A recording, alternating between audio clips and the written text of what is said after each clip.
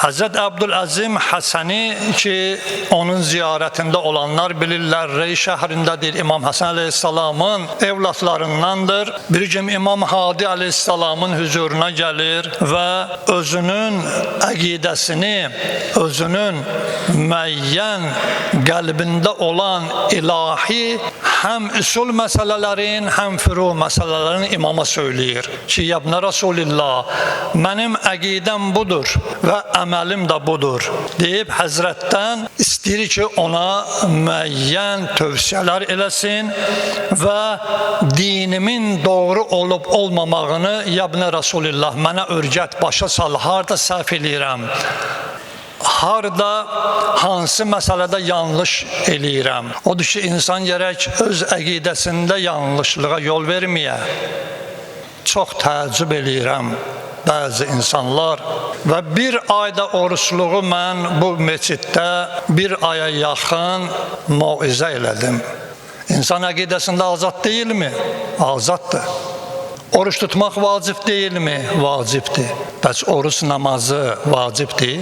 Fitr bayramının namazı vacibdirmi? Xeyr. Allahın dediyi qaldı bir tərəfə, müstəhəbbə biz əməl elədik. Bax, budur ən böyük yanlışlıq.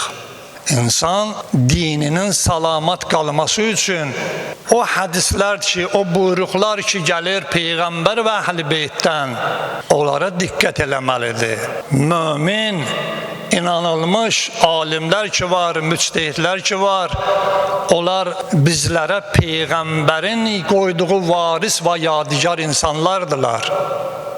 Və imam zamanın ki biz duasını oxuyuruq, Allahümme kulli veliyyik gündə neçə dəfə və o imam bizə buyurubdur ki, alim və müctehidlər ki dünya pərəst deyirlər, onlara diqqət eləyin və mənim nümayəndəm olardı. Amma biz kimin nümayəndə seçib Allahın vacib etdiyi əməlləri müstəhəbbatla dəyişirik. Bax, budur insanın dininin salamat qalmamazlığı. Qur'anı diqqətlə oxusaq, Qur'anın məsələlərində bilərik ki, müəyyən qədər bəzi ayələri başa düşərik, amma Qur'anın hamısını başa düşə bilmərik. Qur'anı başa düşsəydik, onda müfəssir olaydıq. Onda hamımız təfsir alimi olardıq. Amma bəziləri əllərinə alıb Qur'anı, görsən ki, mətbuatda danışır, Allahın adı ilə danışırlar. Vay olsun onların halına. İmam Sadi Aleyhisselam deyərdi ki, buyurardı ki, İhdinas sıratal müstəqim kəlamın tez-tez işlədin. Dualarda həmişə deyin, İhdinas sıratal müstəqim, İlahi məni düz yola hidayət elə. Bu oruçluq bildirdi ki, mən düz yolda deyiləm.